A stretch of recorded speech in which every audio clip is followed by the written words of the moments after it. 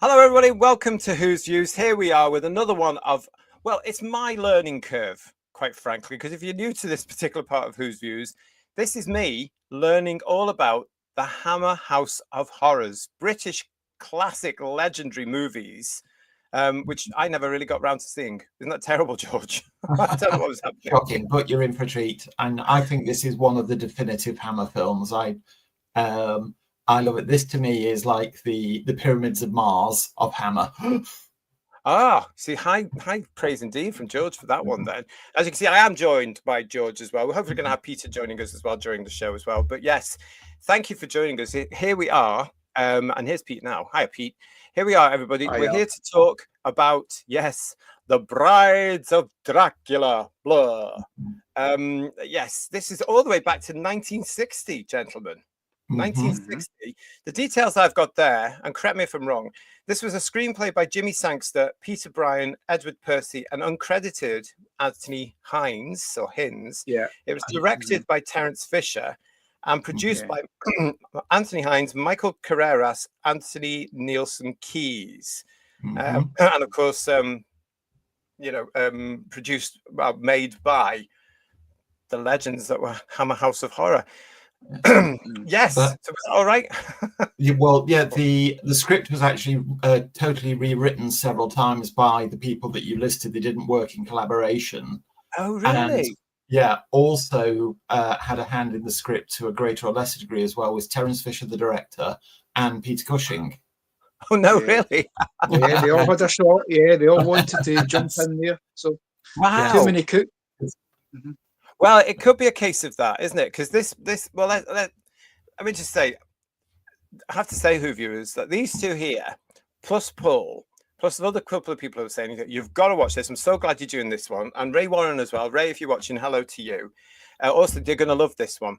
Now, I actually did, but what the hell was it about? Because it was going from there to there to there to there to there to there. I don't understand it. And can I just start by telling you, see this woman here, Yvonne Moloir. Yeah, so see the character. Yes, Marianne. What a cow!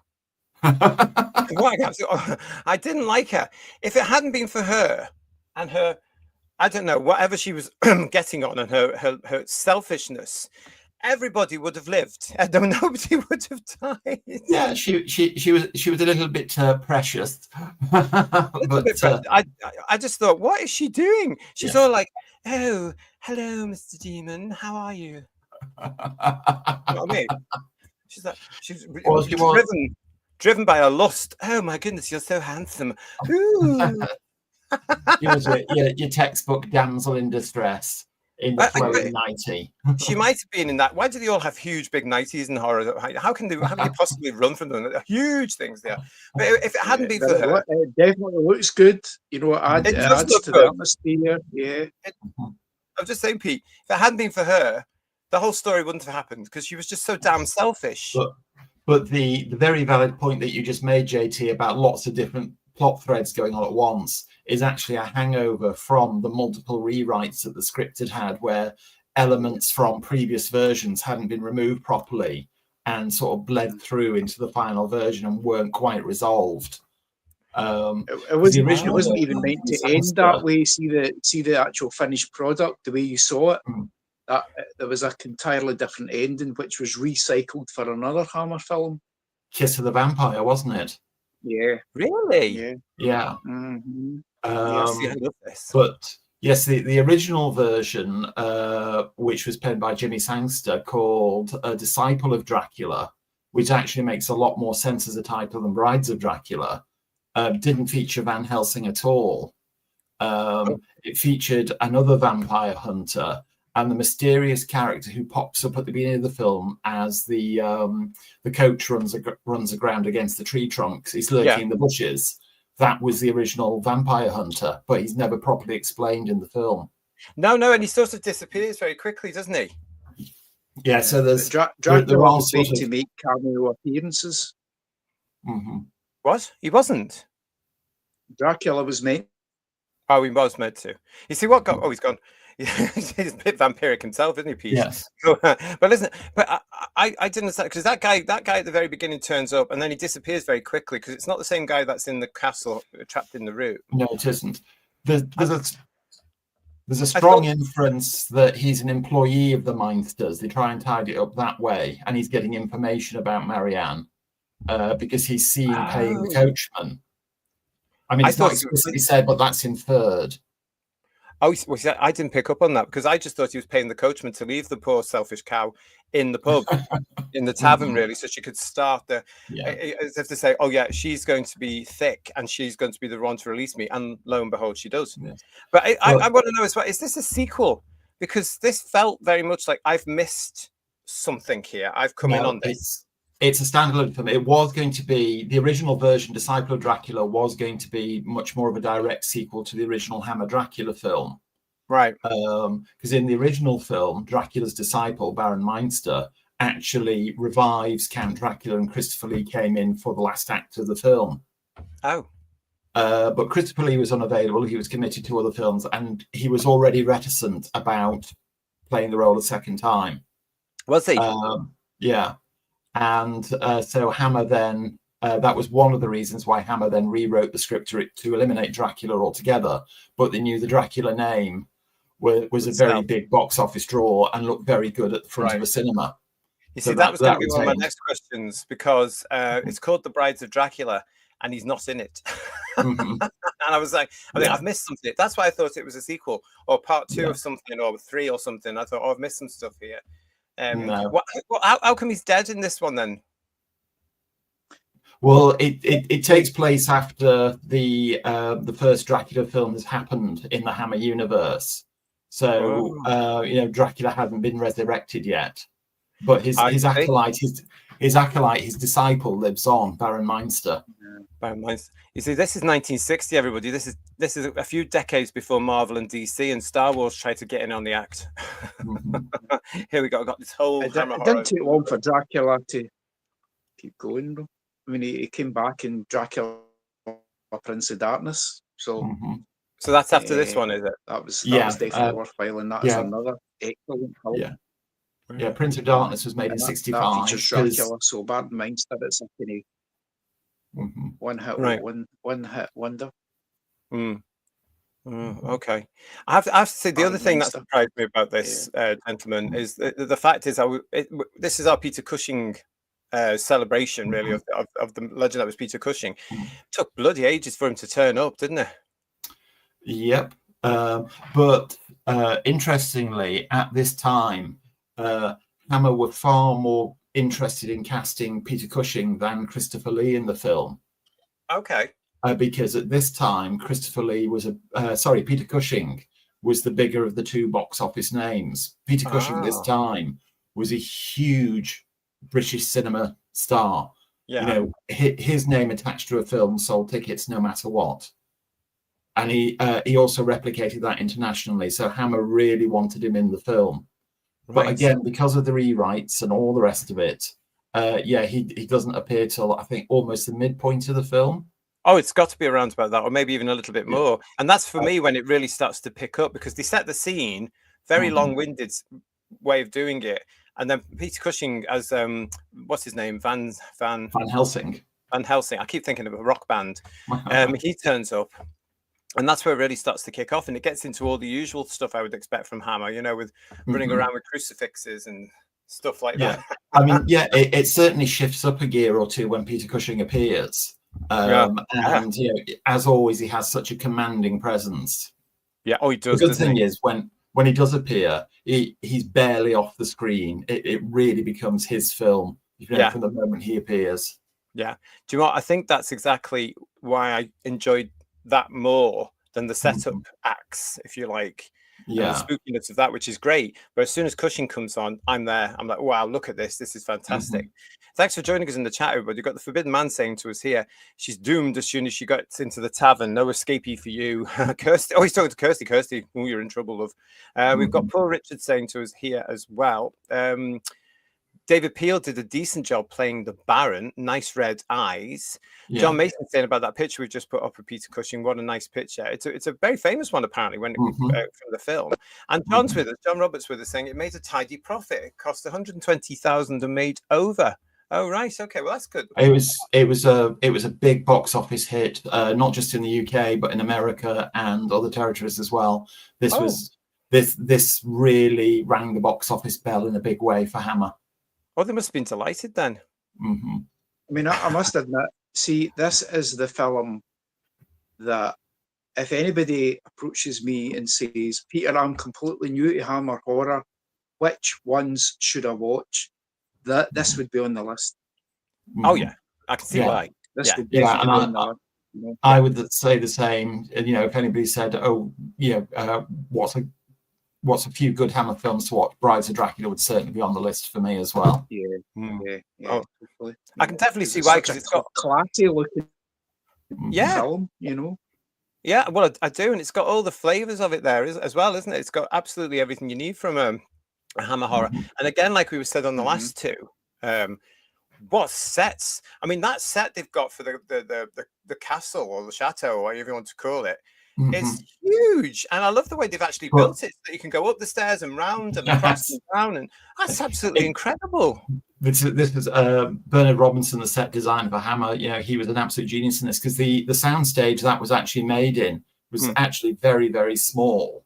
It's a sort of soundstage that you would shoot a TV commercial in these days. You know, it's quite a small studio space, but Hammer knew how to make something look 5 times bigger and 10 times more expensive than it actually was.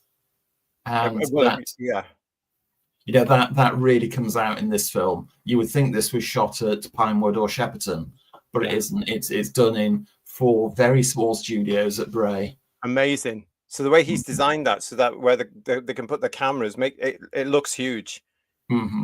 That's fantastic. They're so clever, these people, aren't they? Because it does look absolutely stunning. Because I'm watching it again, just thinking, yeah, this is another one where you can see the quality and the workmanship here. Absolutely fantastic. Mark Greaves, JT, can you give us your impression of the innkeeper warning them about going to Castle Dracula? I can't remember what he says, actually. Something like that. I remember that was a bizarre scene where the innkeeper and his missus, who I recognise from some things, didn't oh, you can't go, dearie. Oh no, we haven't got any room. Oh, silly, we do have, dear. Ooh, no. Simon Mills, it goes Dracula, Brides of Dracula, Dracula, Prince of Darkness, Dracula has risen from the grave, Taste the Blood of Dracula, Scars of Dracula, Dracula ad 1972, Satanic Rites of Dracula, Jaws Dracula, Are You Being Dracula, High D Dracula. As a coda on the end of that list, Simon, there's also The Legend of the Seven Golden Vampires, where really? Dracula pops up for 5 minutes in that film, at the beginning and the end of the film, and it's the only Hammer Dracula that Christopher Lee didn't play Dracula. It was another actor. My goodness. Oh, my goodness. What was that, Pete? John Forbes Robertson played Yes. It looks like lipstick. Yeah, well, he plays John Forbes Robertson in... Oh, hang on, Pete. We're getting some feedback from you. Okay. We're getting feedback from you there, Pete. It's not a very good connection you're on. What were we saying, George? I'm going off subject a little bit, but The Legend of the Seven Golden Vampires, John Forbes Robertson, who plays Dracula in that one, decides to play him as a in the style of an irate drag queen. Oh, no, I don't like that at all then. Don't like that. Lex Kane, thank you so much, Lex, for your super chat here. You felt sorry for an old rich lady who is fighting for humanity. I did not. I did not at all.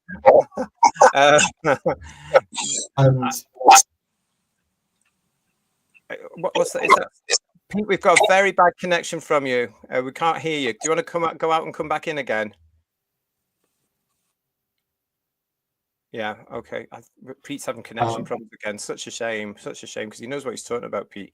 But we are having a connection problem there with Pete's connection. Yeah, I mean, very, very daringly, I suppose, for 1960. There's a very strong suggestion or inference of an incestuous relationship between Baron Meinster and his mother in this film, which the censors must have really been twitching at back in the day.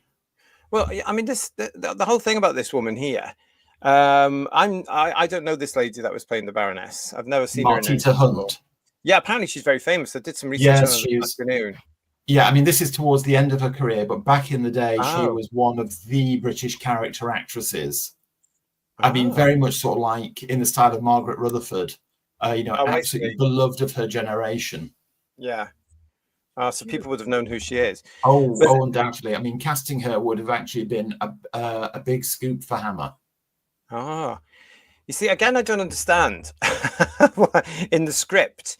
So she turns up after she's been informed that this young lady is in the tavern. She turns up to take her back to the chateau, the castle. Mm-hmm. Surely she's going to know that this young woman is going to release the son she doesn't want released. Well, I always understood she was basically procuring her for her son to feed his bloodlust. Oh, I see. Oh. Yeah. You think the same, Pete? I do the same. And do you know, I draw a strange parallel to this film in Psycho. Oh? Norman Bates did the procuring. Mm-hmm. He was murdering as his mother. And the relationship with Baron Meinster and his mother. Mm-hmm. She's doing the procuring for her son. That there's a strange kind of Freudian analogy going on there. Mm-hmm. Well, I didn't pick that up because I watched this obviously for the first time this afternoon, everybody, and just didn't pick that up. And I just didn't make that connection. So that actually now makes sense. Mm-hmm. And that's why the villagers are terrified. Yeah. Well, look, JT. Like Norman Bates, except it doesn't drag his mum's there, but then obviously, and just like in Psycho, Norman Bates kills his mother. Mm-hmm. Yeah. Well, yeah. You see. Yeah. JT, if you'd watched this film at least 150 times like any normal person, you'd be up to speed on this. So come on, get with it. Yeah. Oh, that was only the first one today, everybody. How many more have I got to do now? Goodness. There is. Good to see you all. While we're talking about PETER Hunt, there is a very funny story about her during the production of this film. Yeah. That she was called to set to do a scene. And she couldn't be found. And it transpired that she was locked in her dressing room upstairs at Bray Studios, and she wasn't answering the door. She was making no acknowledgement. Somebody literally climbed up the outside of the building to look through the window to see if she was okay. And it transpires that PETER Hunt was into transcendental meditation and yoga. I was wondering what was coming then, actually. Oh my God, there's bondage or something. Oh my God. And the second assistant director shinned up a drain pipe, clinging onto the window ledge, looking through the window to see PETER Hunt naked, sat cross-legged in the middle of her dressing room in a trance, holding the production up. Oh my goodness, she was on the astral plane, who viewers. Yes. She was out there somewhere. Goodness me. Story, George. Sorry? Where did you hear that story? Where did you hear that? Hugh Marlowe, who was the second assistant director, recounts it firsthand. That's brilliant. That's a brilliant story, isn't it? I love that. We've got commentary. Was that in some commentary in a DVD? I think it's on if I remember rightly, it's on the making of documentary on the Blu-ray release of Bride of Dracula. That's great. God, this in Blu-ray must look fantastic. Simon Mills is in the chat with us as well, saying Peter Cushing and Chris are always worth watching, no matter what film. Mm-hmm. Yeah. And John Roberts is saying to us, my favorite Hammer film is On the Buses. Now, bizarrely, Hammer's biggest ever box office success was On the Buses. Yeah. That was the biggest moneymaker they ever had. Oh dear. And when it was time. released in 1971, it outgrossed Diamonds Are Forever, which was the then new James Bond film. That's in UK outrageous cinemas. to hear, isn't it? That's all. It's absolutely true. On the Buses beat James Bond at the UK box office. My goodness, that is something. I tell you, that's shocking. What we got here from Paul Richards, Frida Jackson, who's Greta, was also in Blake 7, The Keeper, playing another cackling character. Oh, really? Oh, right. I didn't recognize her. Oh, that's going to be good when we get to our Blake 7 reviews. That's going to be brilliant. Jason's with us as well, saying to us, Peter Cushing made 5 appearances out of the 9 Hammer Dracula films with Van Helsing. All have some beautiful cinematography, but very inconsistent and consistent. Haha. So, is this the same Van Helsing that he's playing throughout these films? No.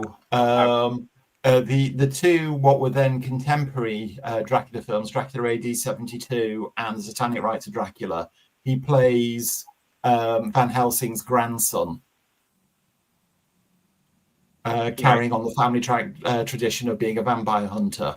Yeah, yeah. And then he goes back to being the original Van Helsing in The Legend of the Seven Golden Vampires. Oh, very good. Oh, I'm learning an awful lot here on this series, everybody.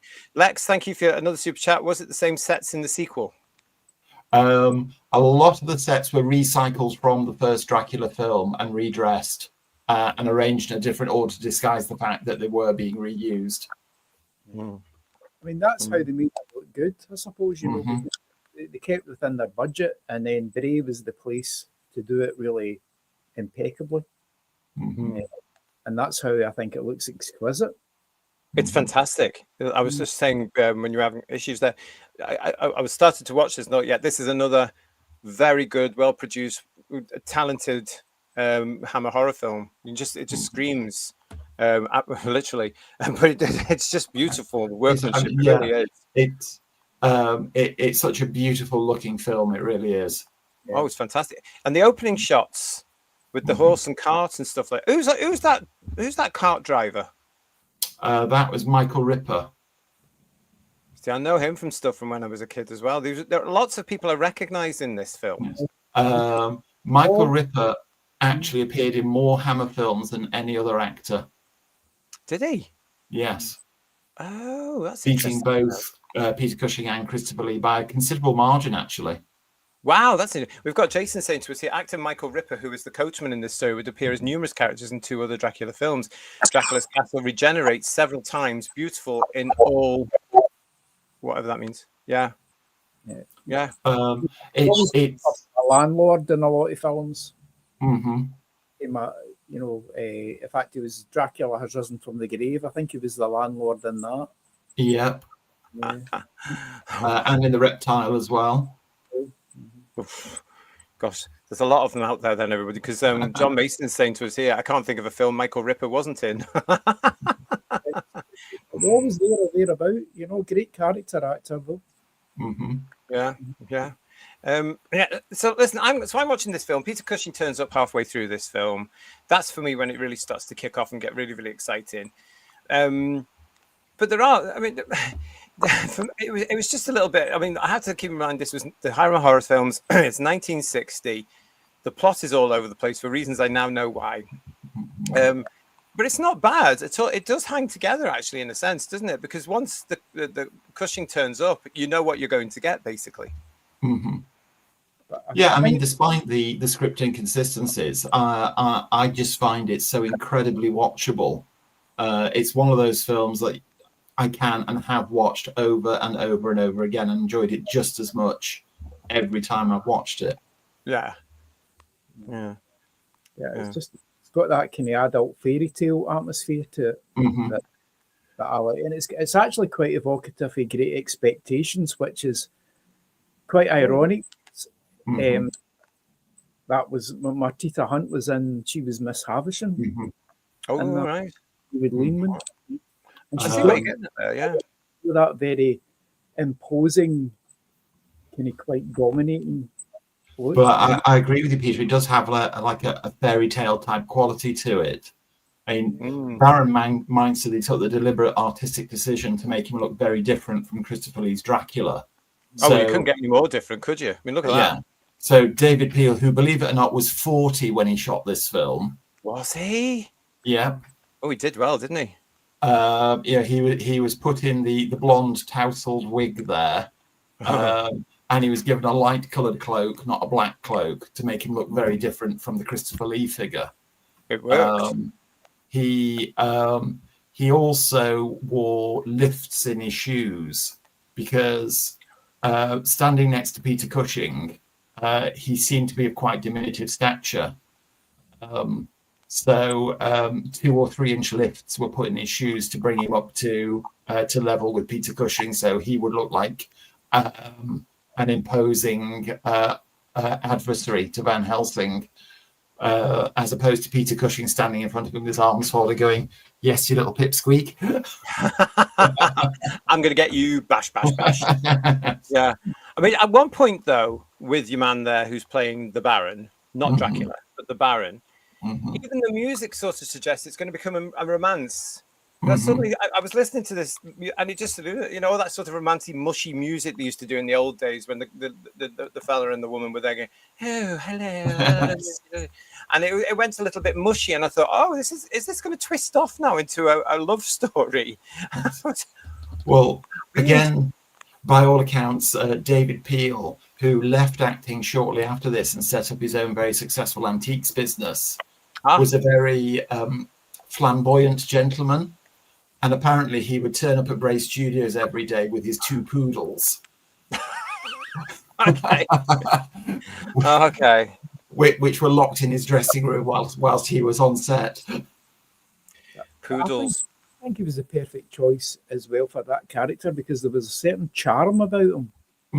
Yeah. Oh, yeah, I think he's very, very well cast. It's interesting, though. If you look at the publicity material, like the poster that you used on the intro card for the show, JT, David Peel doesn't even get name checked on the posters. No, he doesn't. I looked for him and he's definitely not there, is he? Why is that? He's not even in the build cast there. Why is that? He probably just thought he wasn't a marquee name, unlike the other 4 that are listed there. What a shame. Bit rude. I mean, I think that is an absolutely wonderful poster. Just as a matter of interest, it hangs above the fireplace in one of my living rooms downstairs. Oh, does it? But that very stylized version of Baron Meinster on the right-hand side of the poster, with an absolutely enormous hand. Oh, thank God he said that. It looks absolutely nothing like David Peel. Exactly. It's like, where was he in the film? Yes. Do you think they were trying, because it says here the most evil Dracula of all, do you think they were trying to compensate for the fact that who wasn't in this? Oh, yeah, without a doubt. And using the Dracula name to help sell the film and get people through the doors. Yeah. But it's very, the performance that Mr. Peel gives here is very different to the Christopher Lee performances, obviously. But he sort of manages to do that very traditional, as we now know it, vampiric sort of, as soon as you see the crucifix or something, it's like, yes. But I do think he has he really sells it well, and he has a real quality about him. I mean, the scenes where he's having like the mental showdown with his mother, Martita Hunt, and he's just there and the camera's on his eyes blazing and he's saying, "Mother, come here, mother." I think he conveys a real sense of menace there. Well, it is a bit, isn't it, really? Even I got that one. It was a bit yicky. And the fact that he does kill his mother in a sense, doesn't he? Because he bites her. Vile, actually. Absolutely vile. Not a nice thing to do. But she should have handed him over, the stupid woman. I feel day with that one. So. We've got this from Dalek Lives Matter, who's saying to us, apparently Peter Cushing insisted on dramatic fight scenes in his movies because he loved doing his own stunts even after 70. Yeah. Yes, Peter Cushing was absolutely famous for doing his own stunts. It was only when the film's insurance deemed it too risky for the leading actor to do it that he had a double. But if you look at all of Peter Cushing's fight and action scenes, you'll see it's clearly him in shot. Definitely during these scenes as well. Yeah, this one here, and also the one where he's running through the castle as well. Yeah, it's definitely Mr. Cushing. What a genius! What a brilliant performer. Where he jumps onto the windmill sail at the end of the film at the climax. You know, that clearly is Peter Cushing making that jump. Yeah, and he was loving it as well, didn't he? Let's face it. His day. Sorry, Pete? The Michael Crawford of his day. The Michael Crawford of his day. Yeah. Yeah. Yeah, very possibly. I quite like the fact that he's playing Van Helsing, as very calm and collected, and it's just another day, and this is what he does, you know, and he's everywhere he goes. I'm a doctor, so these are the days when doctors are really respected, obviously, because you can get away with literally murder. You know, I'm a doctor. Look at me, I've got a lovely card here. But I love that the one. This is going to sound really morbid, but there's a scene that really took my attention. It's that lovely scene actually between himself and the Baroness, where he just delivers the line perfectly: "Is there is one way out for you." And you just know what that is. Everybody would know what that way out is, and it shows. I love the way it's played, because it shows how he's at peace with that. Because what he does next, of course, he goes and puts her out of misery. And the gravitas that Cushing puts into that scene, the way he swings up the mallet before striking the stake, and all that sort of thing. You know, the look of determination on his face. You know, he really sells it perfectly. It's very sad, actually, isn't it, to an end to that character, the Baroness as well. It's a very sad end, because she's doing everything. She doesn't want to show him. She's self-shamed, isn't she? She's horrified. She knows that she's undead now, and she's not happy with it, of course. And I mean, gosh, and she's obviously agreed to that, and she's at peace with that. But goodness me, it's played beautifully. It's a very, very theatrical looking film. It's got that sense of theatre about it. Yeah, you're right there. This actually could work as a theatre show, actually. What we got? Beautiful cinematography, set design. It's just impeccable. You know, as far as I'm concerned. Yeah. Jason Parker said it was slightly unrelated but related. Patrick Troughton appears as Dracula's Christopher Lee's assistant in Hammer's Scars of Dracula.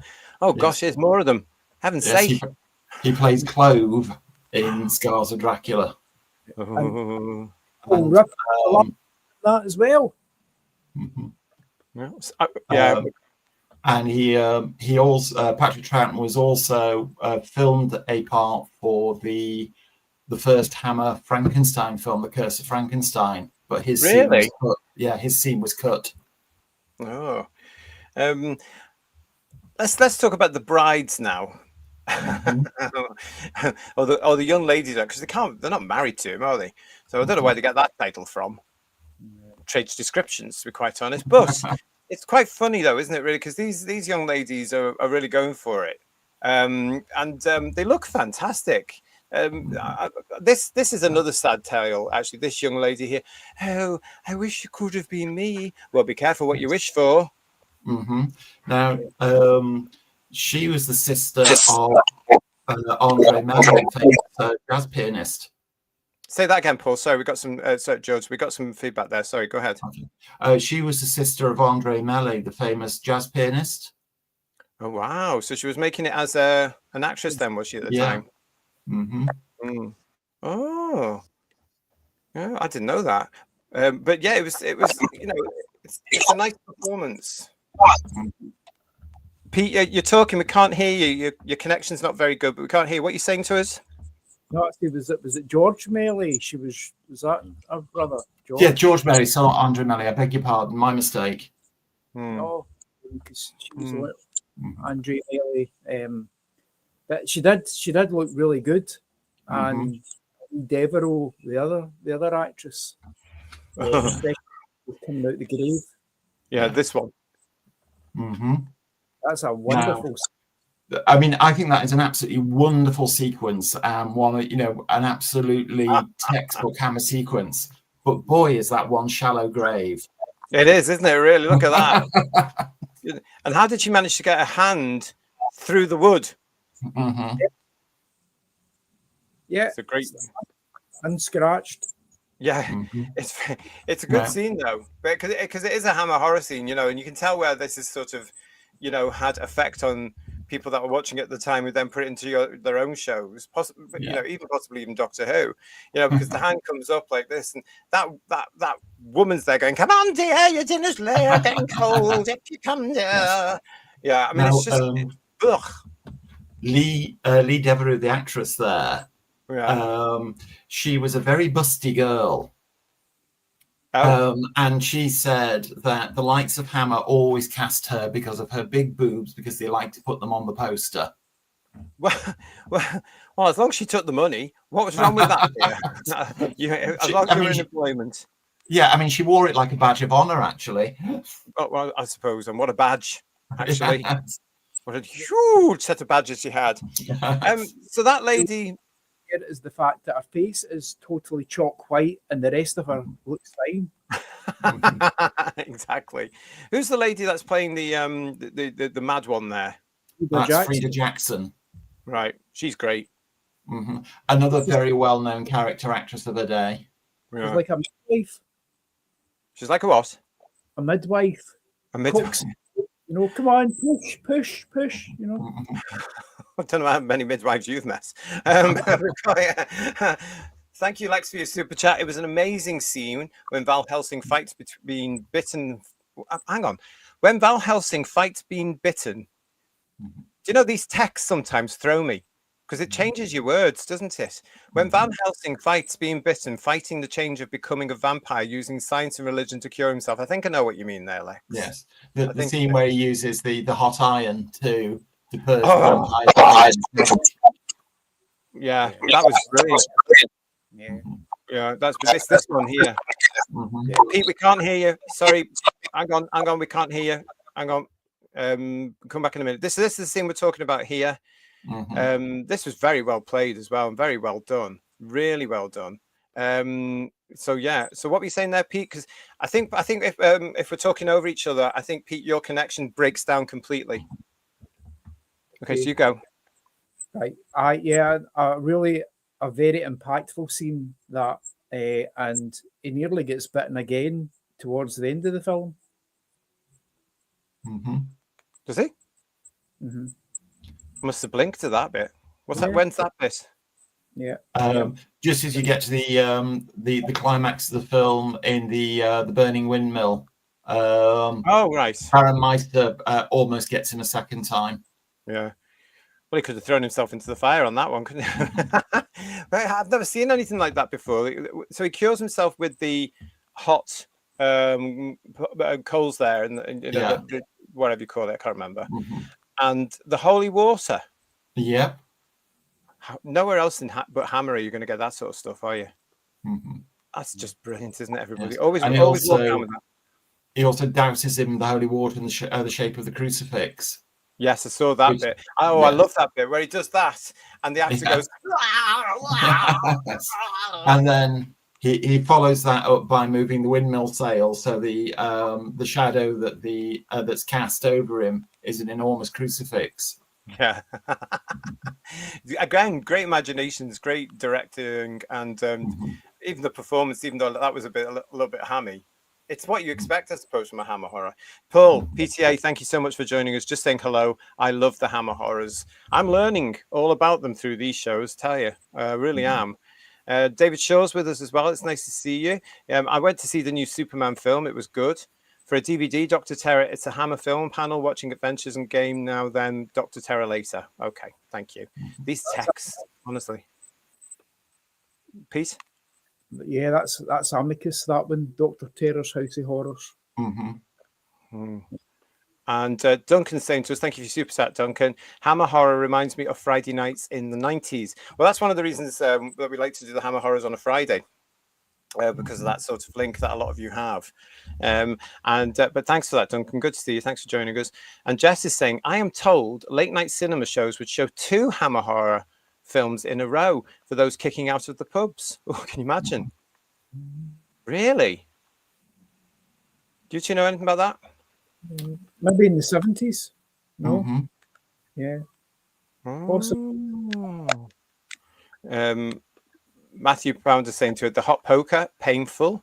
Well, and the way that Cushing plays it as well, you can tell. Although he recovers from it very, very quickly. Yeah, and I like that whole scene though. It just disappears as well. A la 2 Doctors, so it disappears. It's very good. And Mark Greaves is saying, Hammer loved a good windmill. I'll take your word for that. I haven't seen any others yet, but they windmill in. Forbidden Man. Mothers are always to blame the opposition when it comes to their sons. They are soppy buggers. That's a bit cruel. That's a bit cruel there. Paul Richards is saying, hi, Van Helsing scorching himself is brilliant. It builds up tension brilliantly. Well, it does, because at that point I thought, oh, so now Cushing's going. And how is this going to be resolved, if at all? Because what was going on, of course, is I thought he was going to kick the bucket at that point. It was very twisty. And again, brilliantly delivered by Peter Cushing. I mean, you just totally buy into it. Well, totally. Yeah. And as Paul was saying there, the tension on that bit. So, oh, gosh, I was really into it by this, but okay, he's going to kick the bucket. So he's going to win. This guy's going to win. Yeah, it just plays with your kind of expectations all the time. I think goes off in so many different directions. Yeah, I like that though. I like that. I like it keeping you guessing. Jess is saying to us, nothing like seeing some vampires getting cross. They didn't do much though, did they? They might have been getting cross, but they were standing in their 90s at the top. Did they ever do anything, these brides of Dracula? Because the other guy, we're going to get you from up here. Is the fact that you wonder what happened to them after the film. Maybe they perish in the in the inferno, but well, that's what I assumed. Yeah, that's the only thing. So I just assumed they'd be trapped in the windmill and then because they were so weak as water, they wouldn't know where a door was or anything like that. Even though they were standing in the doorway. Yeah, exactly. Could they change into bats? Quite possibly, because that was established within the film. Actually, Hammer spent a lot of money on producing a very detailed, very convincing backprop for this film. Oh yeah. However, just as it was needed, it went missing and was never found. So a much cheaper alternative was created very, very quickly, which is the less than convincing bat that you see in the film. Yeah, on the wires. Yes. Yeah. I would like to have known, I would have liked to have seen the original one, because that was just, it reminded me of the bat on Batman's suit. Okay. But apparently the original one was a fantastic prop that looked amazing. But just when it was needed for filming, it vanished and could not be located. So it seems likely somebody thought, that's rather nice. I'm going to have a way with that. Yeah, exactly. I'll have that for Halloween. Oh, they finished with that. It's in a skip. We've got a question from as a super chat from Lex. Does the Baron think he's more powerful than Dracula? Ooh, good question. Probably. Yeah, it gives it a bloody good go. Yeah. I mean, I would think, in Baron Meinster's own world, he undoubtedly thinks he's the most powerful person within that world. And certainly because Dracula hasn't been around for many, many, many, many decades, I'm assuming. Yeah. And getting back to that, there's I suppose, a flaw in the storytelling there. Because, Baron Meinster can turn into a bat. So if he was shackled by his mother, why didn't he just turn into a bat and escape? like they do in Scooby-Doo. Mm-hmm. Yeah. How do they do that anyway? How do they turn into bats? Well, see, that was nothing. That was something that was more or less dissed in Dracula, the original Dracula. They only took the human form, and that was it. Mm-hmm. Yeah. Yeah. Yeah. Well, it makes more sense, really, doesn't it? Because they are the undead, aren't they? Really. Yeah. What's this from Legion of James? The local DCA cinema up here did an all-night Hammer-thon years back for 50 years of Hammer. They played 5 Hammer films through the night, and people came dressed up, and the bar stayed open. It was a great night. I bet it was. I am Dracula. Blah. Gin and tonic, please. Bloody Mary. Thank you. Oh, that's good fun, that, isn't it? People are all turning up. It's a bit like the Rocky Horrors then, isn't it, really? When people go to the Rocky Horror all dressed up. Yeah. And Paul Richards saying to us, you can't beat the climactic ending of the first Dracula film from 58. It is fantastic. And then relatively recently, it was heavily cut, the final demise of Dracula in the first film on the film's original release. And the full footage was thought lost for decades. And then miraculously, the complete version of Dracula's death scene surfaced in a Japanese film library. No. Yep.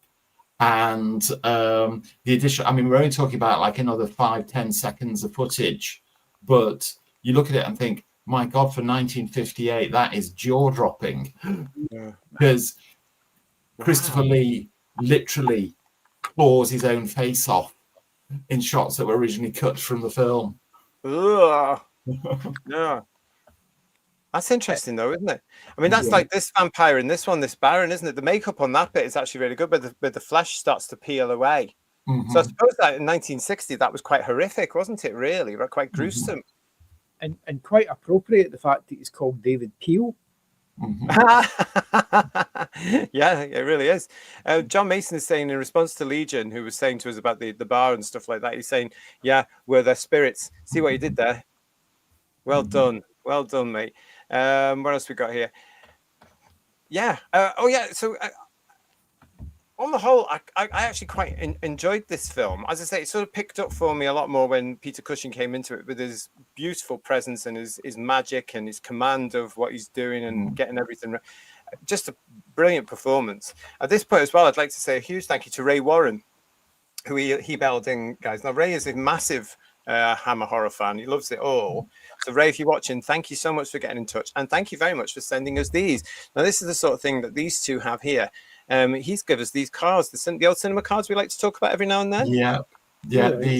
These were on display outside your local Odeon, along with the cinema poster that's already been on screen to help sell the film and get people in. And they're brilliant, and it's nice to see that some of them are still around, because you don't get them anymore. It's such a shame, possibly because you don't get the queues anymore around the corner. I don't know, but this is really good because what's the gentleman on the right hand side who's playing the Doctor? I know him as well from various things when I was a kid. That's Miles Malleson. Again, a very, very famous British character actor of his day. Yes. Always sort of stuck in the same sort of roles, which I'm sure he didn't mind too much if he was getting the work. But he could have been a good Watson as well, couldn't he? Yes. Legend has it that he was the bane of makeup departments on every film studio, because Miles Malleson used to wear a very obvious hairpiece. He was acutely aware that he'd lost a lot of his hair. And if he was cast in a film role where he was required to wear a wig for whatever reason, he would not remove his own toupee, and makeup had to put a wig over his toupee. No, really? Yes. Oh my goodness me. Oh, that's vanity for you, eh? Insecurity, really, as well. Thank you for that, Duncan. And Matthew Pounder saying to us, it would have been better with Christopher Lee, but it's still a classic. Steve Braddock saying, I can't believe Cushing was over 70 when he filmed this. He doesn't look like at all. He doesn't age on screen, that man. Honestly. And Paul Richards, which is a bit spooky what Paul Richards is saying here. The Baroness reminds me of our old music teacher, Mrs. Mills. Oops, that's a bit of a worry. You never know. And poor Richard again saying to us, the hypochondriac doctor is hilarious. Yeah, I'm very greedy. He likes to drink, that one. From Ray, we've also got these pictures as well. Look at that coffin on the left. Yeah. These were in the days where it was hugely expensive to print proper colour photographs. And it was actually cheaper to hand tint black and white images. So the colour is literally painted on by a colour artist here. What do you think of these, Pete? Yeah, really nice. I mean, those are two superb scenes anyway. It's just dripping in atmosphere. Especially that one on the right with the sort of reveal of what he's not as nice as he looks. But again, the actor's name is not on these. Yeah, and it's amazing that one on the right of Baron Meinster, disfigured there by the holy water, was on display outside cinemas, because it is, relatively graphic for the time. Children could have seen it. With children going past and all that sort of thing. It's surprising that that one actually got through. I bet you, though, the kids were going, oh, I want to see that. I want to see that. Well, you can't. You're not old enough. So go and get some jelly babies or something like that, I bet they were. Spoiler alert, Yeah. We've got the last two here from Ray as well. Look at these two. Blur. Yeah. Very good. Because if you compare these to the actual corresponding scenes in the films, the colours are completely different to what's actually on screen. Totally. Yeah. Yeah. They're still great to see and have. They're fantastic pieces of memorabilia. They really are. British cinematic history, these things are.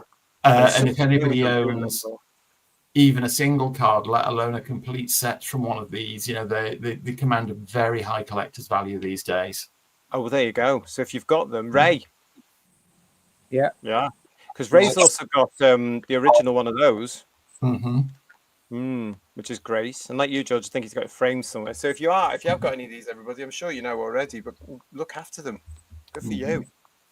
Yeah. Get them on the Bay of E when you're a bit older. Well, I mean, the original UK quad poster for Bride of Dracula, which you just had on screen, an original one in good condition, will now change hands for the high thousands. Oh, that's amazing, isn't it? It shows you the importance, actually, of Hammer Horror, though, doesn't it? These, gosh, magical. Let's see what else we've got in the chat. We are going to be coming to scores on the Mad Scientist board very soon, everybody. Rose Kirby's with us. Hello, Rose. Top 5 Hammer House of Horrors. Really appreciate all love. Our top 5 Hammer House of Horrors. Do you really appreciate all love? That's to you two. So, George, you go first. Certainly Bride of Dracula will be one of the 5. I would also put The Devil Rides Out in there. Frankenstein Must Be Destroyed. Quatermass and the Pit. And number 5, again, so many to choose from. What would I put in there? If you asked me this tomorrow, I'd probably change this, but I'm going to say the 5th one is Frankenstein. Right. Okay. Okay. And Pete, what about you?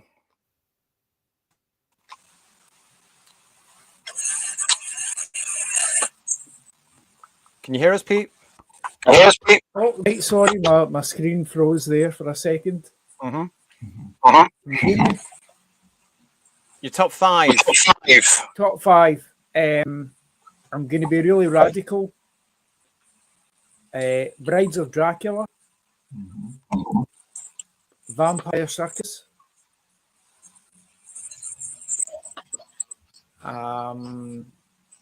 Dracula, Prince of Darkness. The Devil Rides Out. And Plague of the Zombies. Oh, there you go, Rose. Oh. I'm getting feedback now from Pete. I just have to come put you on mute for a second. But there you go, Rose. That's from them. I can't give you any because I'm learning about them, so I can't give you mine. I am going to be asking you all now. If you want to play this, if you want to give us your scores out of 10, start putting them in the chat now. Out of 10, as we do this.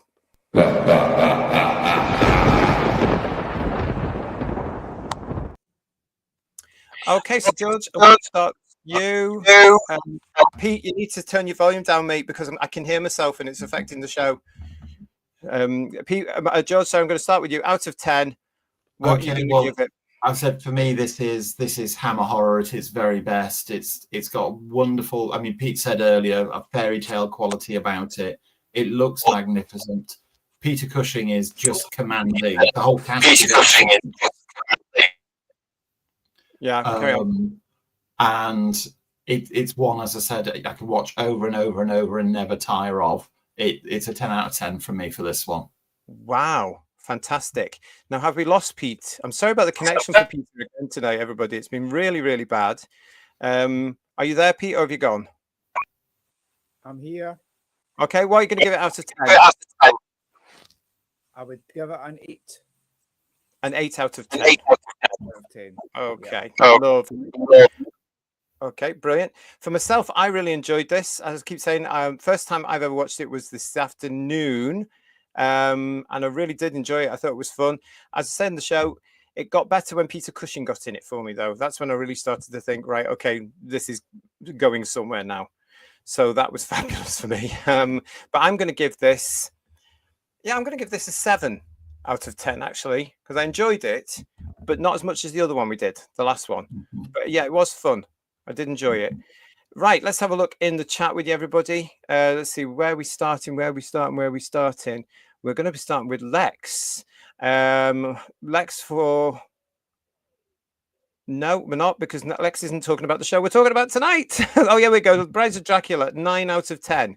So 9 out of 10. Thank you, Lex. What else we've got? We've got Legion of James, who's giving us an 8 out of 10 for this. Thank you, mate.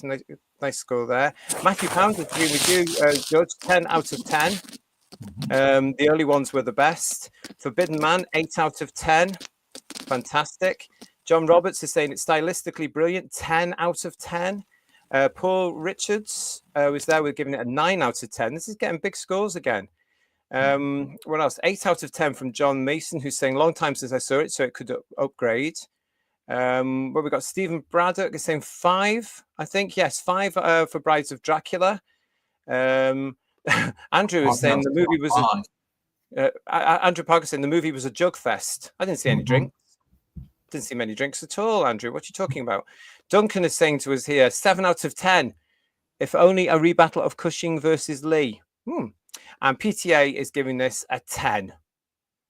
Thanks for that, Paul. Good score there. Any more coming in, everybody? If not, I'll call it. But yeah, it's what we've got, Jess. I've seen most of the ones available from DVD and streaming. It's never less than an 8 out of 10. Oh, Simon Mills is giving it a 9 out of 10. Classic horror. Ales all around, says Matthew Pounder. Rick Storm, good to see you, mate. Brides of Dracula, blood-sucking females. Sounds like the Labour front bench. Ooh, bit of politics there from Rick. Good. Stephen Braddock is saying, great story, Cushing on top form. Production-wise, it's beautiful, so I'll give this a solid 8 out of 10. And Peter Beckman fan site, 9 out of 10. Cushing draws you into it. Great atmosphere and characterization. What else? I think that's what is that all we've got at the moment, everybody?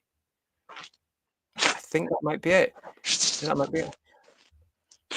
Yeah, great. I really enjoyed that film. Thank you very much to you all for saying, let's have that one. Let's do that one next, because I really enjoyed it. It was a great way to spend an afternoon, a Friday afternoon. So thank you for that, guys. I always find it fascinating, compare and contrast Hammer early on in their horror run with the Brides of Dracula. Compare it with, say, when we looked at Twins of Evil, which was done 10 years later, how incredibly different they are, and how much more grim and unremitting Twins of Evil is as compared to like the almost Grimm's fairy tale quality of the Brides of Dracula. Yeah. Well, I thought it looked great. And again, Peter Cushing, what a star he was. An absolute legend. Really enjoyed it. Lex Kane, thank you for your super chat here as we bow out now. Great show, JT, George, and Peter. Thank you very much for that. Lex. I'm glad you enjoyed it.